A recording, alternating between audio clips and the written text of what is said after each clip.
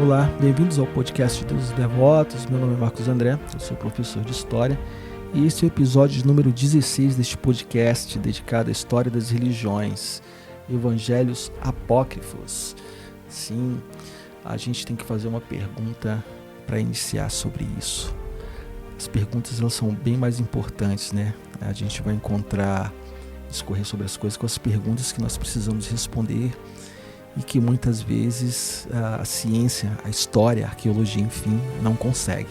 Mas os documentos falam por si e através dos documentos que nós, historiadores, né, e outras pessoas do ramo científico vão buscar as respostas verdadeiras sobre questões como essa, né?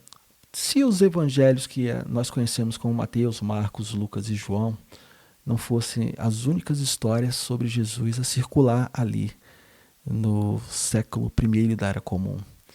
E se existissem outros textos, né, com visões totalmente diferentes sobre a vida, sobre o ensinamento e sobre pessoas como Judas ou Maria Madalena?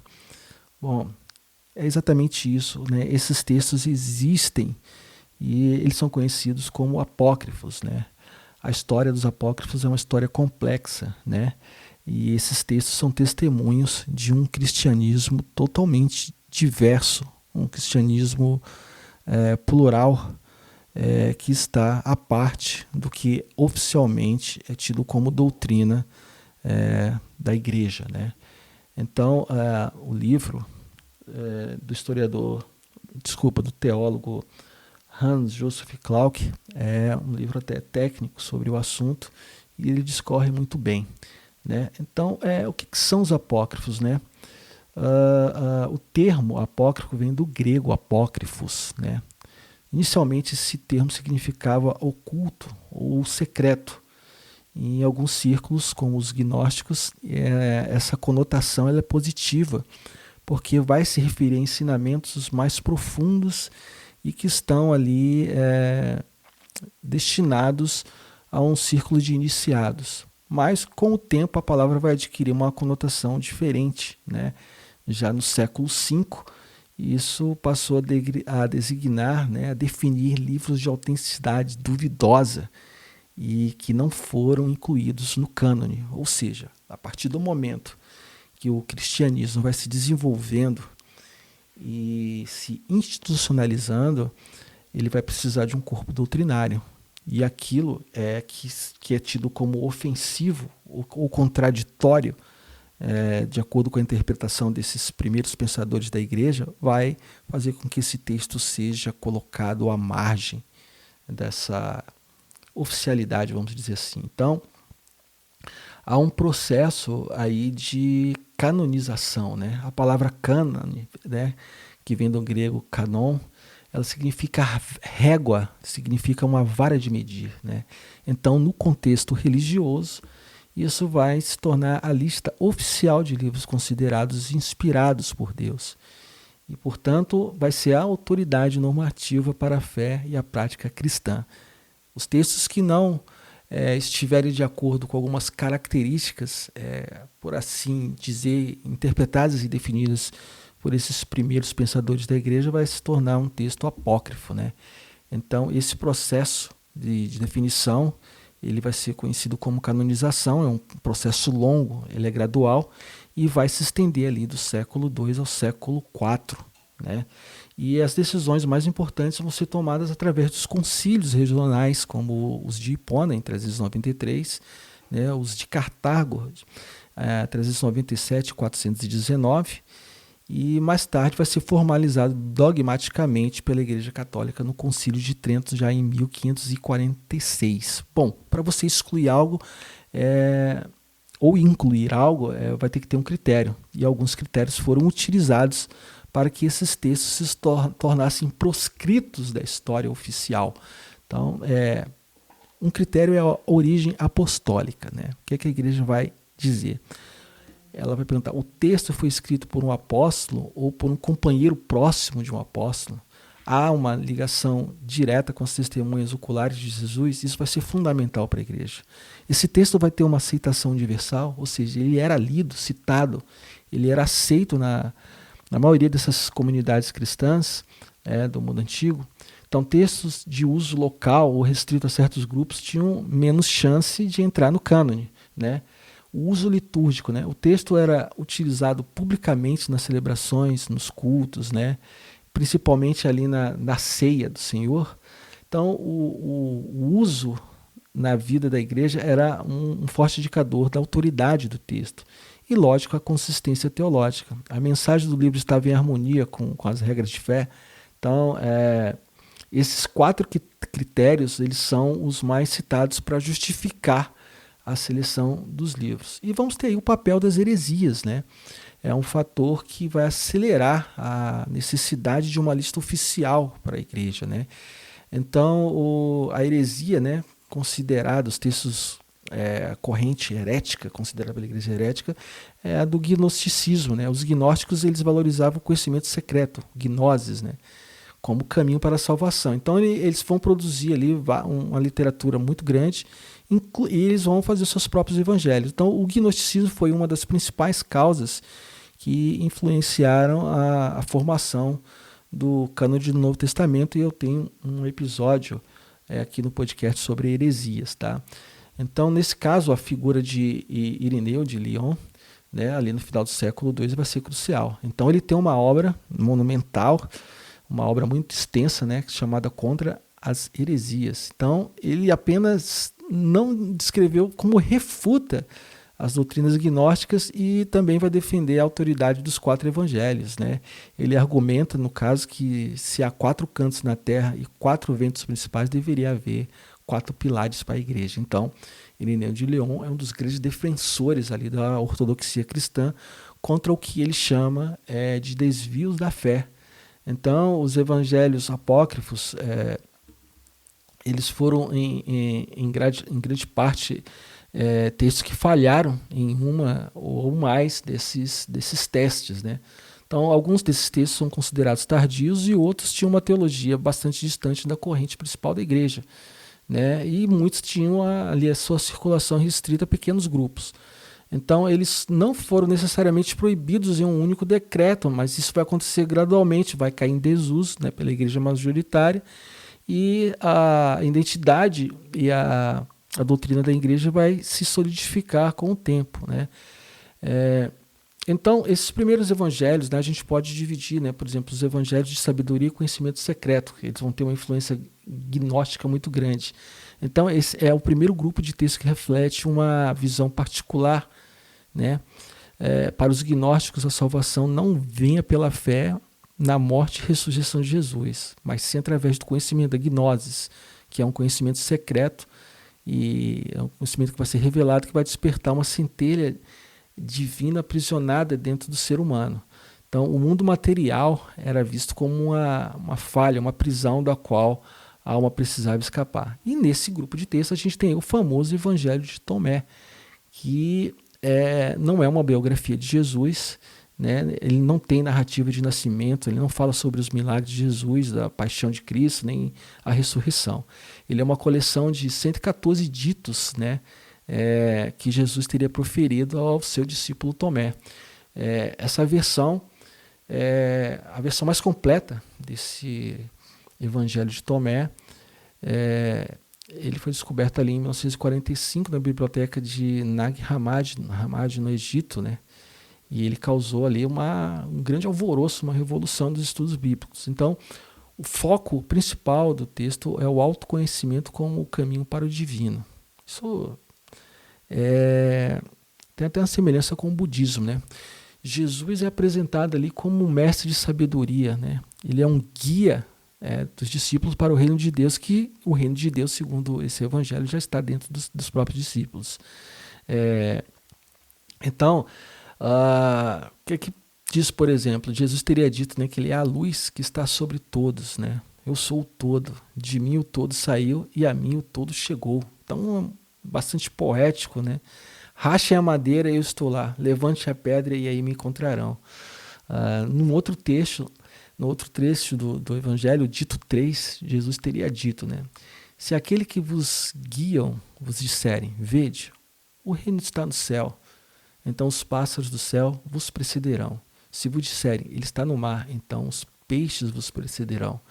Pelo contrário, o reino está dentro de vós e fora de vós. Quando vos conhecerdes a vós mesmos, então sereis conhecidos e sabereis, pois sois os filhos do Pai vivo.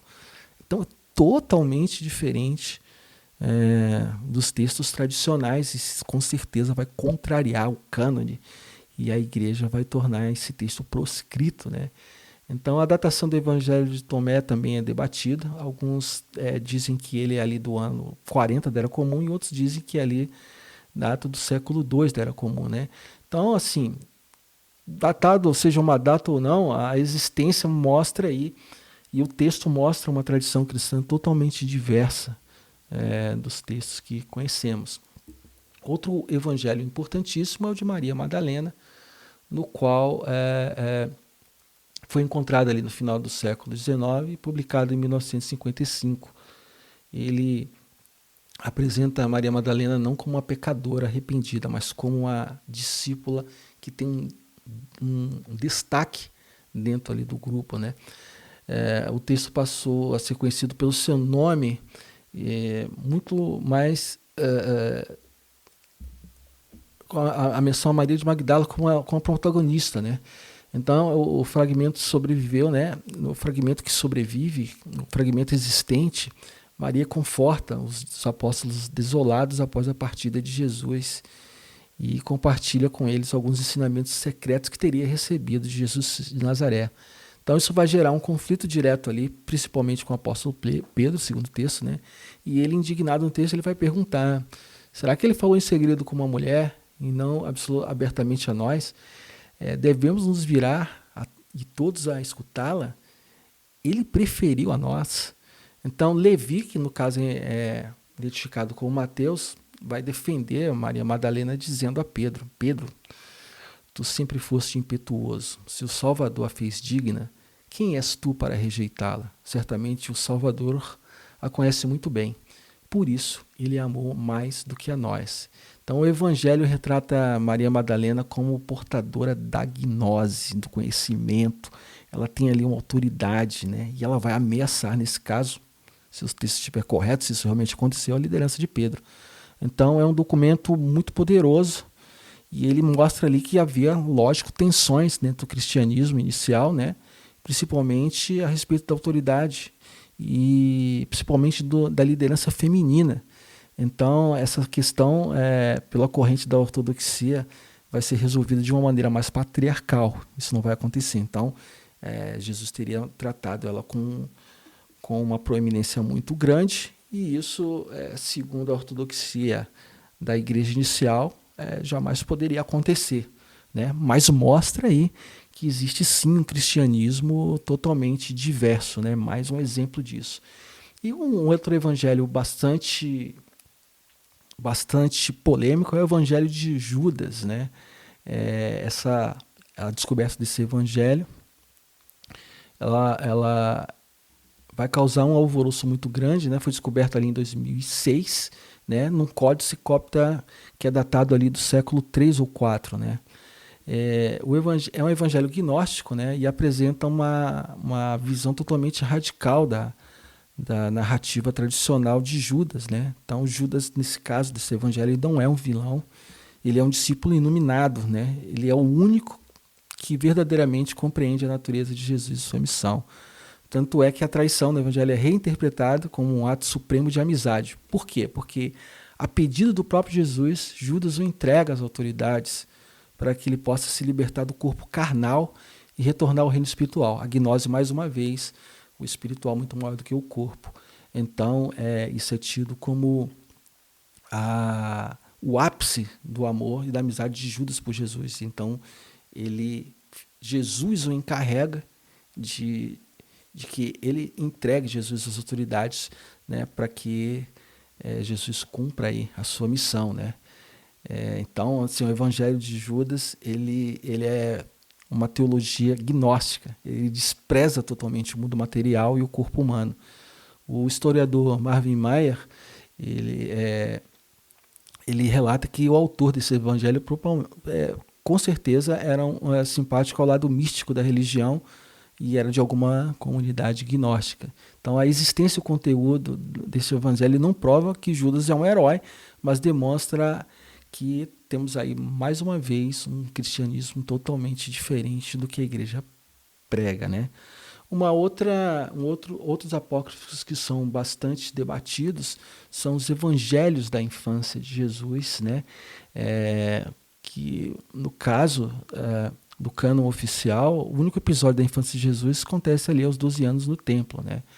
Então, fora essa citação, há uma lacuna, um silêncio muito grande, e é lógico que existe aí uma curiosidade muito grande de saber como que Jesus era quando criança, né? E isso é um terreno muito fértil, né?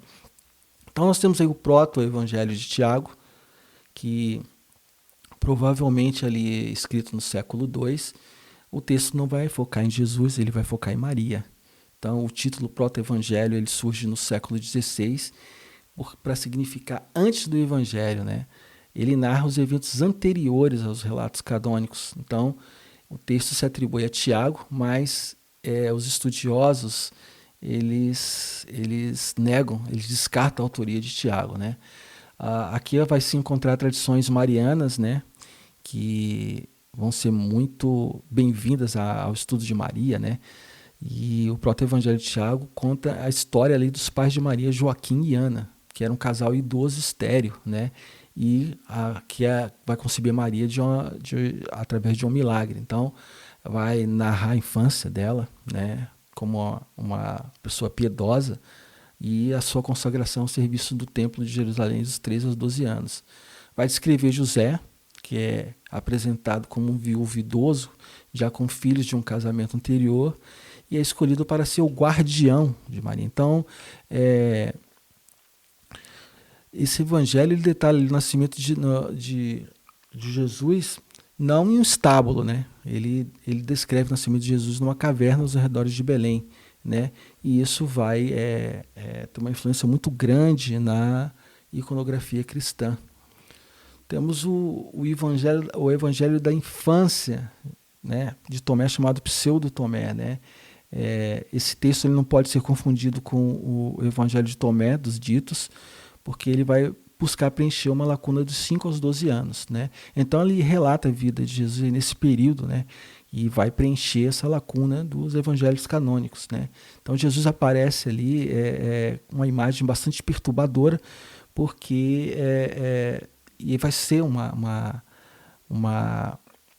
motivo de rejeição, né? Porque ele é retratado com poderes divinos ilimitados, mas sem maturidade para a utilização desse poder, e ele não consegue controlar esse poder. Então ele mostra um Jesus impulsivo, caprichoso e até muitas vezes perigoso, né? Então, por exemplo, tem um episódio no Evangelho que ele molda 12 pássaros de barro no sábado. Então, quando ele é repreendido, ele bate palmas e os pássaros ganham vida e saem voando, né? No outro texto, Jesus, quando menino, um menino esbarra no ombro de Jesus, e Jesus fica irritado e vai amaldiçoar e faz com que esse agressor, vamos assim dizer, morra instantaneamente. Então, essa narrativa ela é uma narrativa que beira a fábula, né? E faz uma representação de um menino sem nenhuma piedade, né? E vai ser classificado como apócrifo, né? O texto mostra uma tentativa popular de imaginar a infância de um Deus menino, mas a questão teológica é totalmente problemática, porque imagine um menino com um poder ilimitado amaldiçoa alguém, essa pessoa seca e morre. Então ele não vai ter certo sentido, ele vai ser fantasioso. E temos ali, além dessas outras perspectivas e tradições, né, além desses evangelhos gnósticos e da infância, alguns outros textos, né, o Evangelho de Pedro, que foi redescoberto em 1886 no Egito, e ele traz um relato ali muito fragmentado da paixão e ressurreição de Jesus, que está datado no século II, né? Ele é um texto que foi usado em algumas igrejas primitivas, mas posteriormente ele vai ser rejeitado. Então ele contém alguns detalhes únicos e dramáticos, né? Então, por exemplo, ele diz que durante a crucificação Jesus clama: força minha, tu me abandonaste. e é dito que ele permanecia em silêncio, como se não sentisse dor. Então, a cena da ressurreição, ela também vai ser diferente, né? Porque guardas romanos veem dois homens descerem do céu e entram no túmulo. Então, em seguida, esses homens saem com o terceiro homem, que seria Jesus glorificado, e uma cruz segue esses homens, né? E a cruz, nesse caso, ela fala, e há uma voz do céu que pergunta: pregaste aos que dormem? E da cruz houve a resposta: sim. O texto também vai enfatizar a culpa de Herodes Antipas, né? Mais do que a de Pôncio Pilatos, pela condenação de Jesus. E isso reflete aí um sentimento antijudaico mais acentuado. Temos o Evangelho dos Hebreus, né? Que é um evangelho perdido, e ele é conhecido com alguns fragmentos citados pelos pais da igreja, como Clemente de Alexandria, Orígenes e Jerônimo. Então é um texto de uma comunidade de judeus cristãos, né, que mantinham ainda práticas judaicas, né. Então esse texto, acredita-se que ele foi escrito ali provavelmente no século II no Egito, né. Os fragmentos, né, mostram uma teologia totalmente judaica, né. Então uma das passagens mais intrigantes desse evangelho é citada por Orígenes, né. Então ele diz: há pouco minha mãe, o Espírito Santo, me tomou por um dos meus cabelos e me transportou para a grande montanha Tabor. Então surge aí a ideia do Espírito Santo como uma figura materna, né? E deriva do fato de que a palavra espírito, né, ruach, é feminina em hebraico e aramaico. Então isso mostra que a teologia de alguns grupos cristãos era moldada por sua herança linguística e judaica. Então temos aí alguns pontos que são chaves para isso, né? Primeiro são os evangelhos gnósticos, que estão aí o evangelho de Tomé, Maria e Judas, né? Temos os evangelhos da infância, o proto-evangelho de Tiago e o pseudo de Tomé, e temos algumas outras tradições que são o evangelho de Pedro e de Hebreus, né?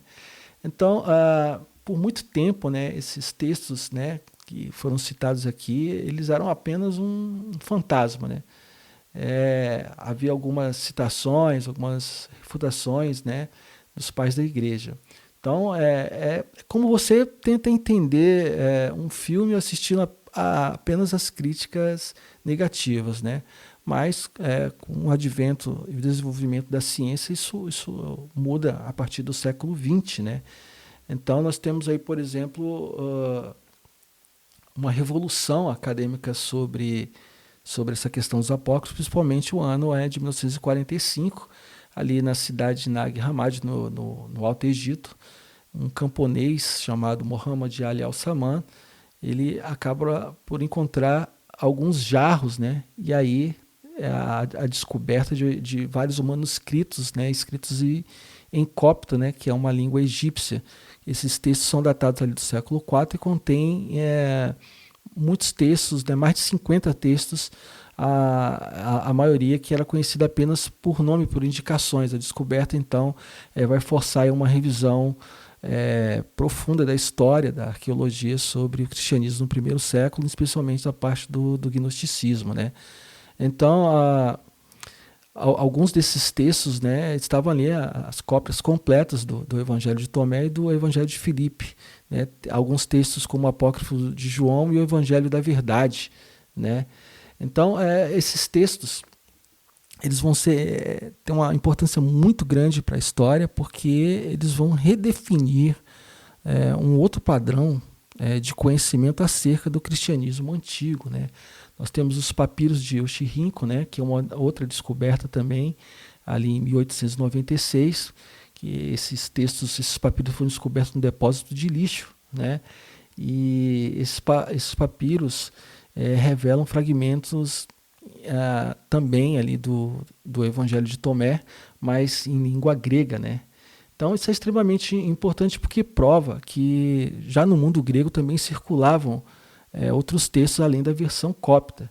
Então, assim, por que devemos ler os evangelhos apócrifos? Primeiro, porque a gente vai ter o conhecimento histórico e vai ter o conhecimento de um outro cristianismo a que nós não estamos acostumados como o cristianismo institucionalizado, mesmo que esse cristianismo institucionalizado seja dividido em várias correntes, né? Então, a autenticidade desses textos, né, por historiadores, ela também vai ter que ser comprovada. E esses textos são verdadeiros, a discussão não é essa, né? A discussão é se esses relatos são historicamente literais, né? Então, muitos estudiosos têm uma atitude bastante cética em relação a essa historicidade desses textos, né? Dos detalhes, tanto nos evangelhos canônicos como nos apócrifos. Então, a discussão ela só aumenta, o que torna bastante justificável e interessante, né? Então,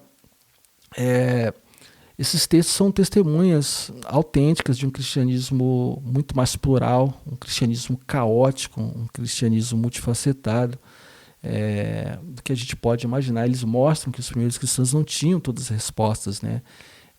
Então esses primeiros cristãos lutavam com as mesmas grandes questões que ecoam até hoje. Então, qual o papel da mulher na religião, né? O corpo e o mundo material são bons, são maus? Quem era realmente Jesus? Qual o seu ministério público, né? Eles tentam entender o sofrimento, a divindade. Então, esses evangelhos apócrifos, eles são uma janela, para outras ideias, né? Então, eles permitem que a gente ouça essas vozes, né, do passado, né, sendo gnóstico, judaico-cristão, ou de alguma comunidade, a liderança feminina, enfim. Ler os apócrifos hoje, né, com auxílio de guias, né, criteriosos e de métodos é bastante importante para podermos entendermos essa parte tão interessante da história. E eu indico mais uma vez o livro Evangelhos Apócrifos de Hans Joseph Clarke. E eu espero que vocês tenham gostado deste assunto histórico e bastante interessante. Evangelhos Apócrifos. Até a próxima.